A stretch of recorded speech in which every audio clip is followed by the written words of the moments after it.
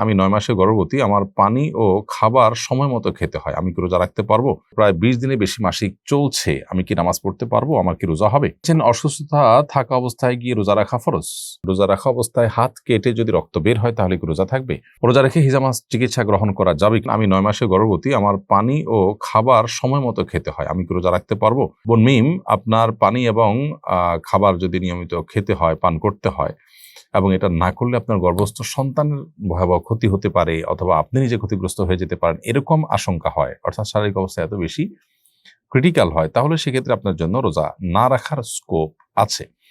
কিন্তু এটা আপনাকে নিশ্চিত হইতে হবে দিনদার এবং অভিজ্ঞ ডাক্তারের মাধ্যমে। যে ডাক্তার দিনদার না, যিনি রোজার গুরুত্ব বোঝেন না, তিনি হয়তো বলবেন যে না, এটা আপনাকে করতে হবে।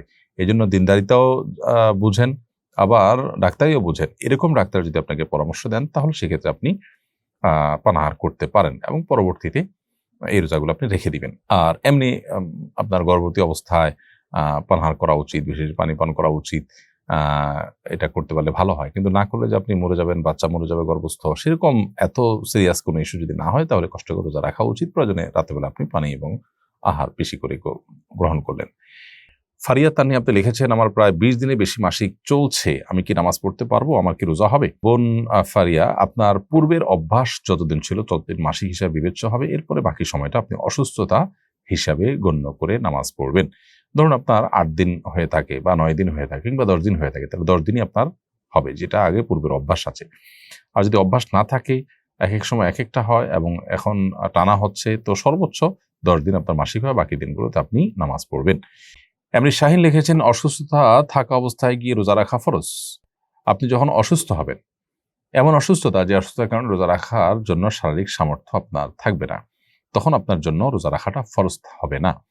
আর যদি আপনি অসুস্থতাটা এমন হয় যে সহনশীল পর্যায়ে থাকে এবং আপনি অসুস্থতার মধ্যে রোজা রাখতে পারেন, জাস্ট একটু কষ্ট হবে এটুকু, তাহলে আপনার রোজা রাখা কর্তব্য। যে অসুস্থতার ফলে রোজা রাখতে গেলে আপনার মৃত্যু, অঙ্গহানি বা সীমাহীন কষ্ট হতে পারে, যেটা অসহ্য হয়ে যাবে আপনার, সে পর্যায়ে হলে তখন আপনি রোজা না রেখে রমজানের পরে এই দিনগুলোর পরিবর্তে রোজা রেখে দিতে পারবেন। হুজুর, রোজা অবস্থায় চুল নখ কাটা যাবে কি না? চুল নখ রোজা অবস্থায় কাটা যাবে, তাতে কোনো অসুবিধা নেই, রোজার কোনো ক্ষতি হবে না। মাথায় তেল দেওয়া যাবে, আতর ব্যবহার করা যাবে, মেসওয়াক করা যাবে, এগুলো কোনোটাই রোজার কোনো ক্ষতি করবে না। সুরমাও ব্যবহার করতে পারবেন। রোজা রাখা অবস্থায় হাত কেটে যদি রক্ত বের হয় তাহলে কি রোজা থাকবে? ভাই শাফিউর রহমান, রোজা রেখে যদি হাত কাটা যায় এবং হাত পা শরীরে যে কোনো অঙ্গ প্রত্যঙ্গ কাটা যায়, তাতে রক্ত বের হোক, তাদের রোজার ক্ষতি হবে না, রোজা হয়ে যাবে ইনশাআল্লাহ তাআলা।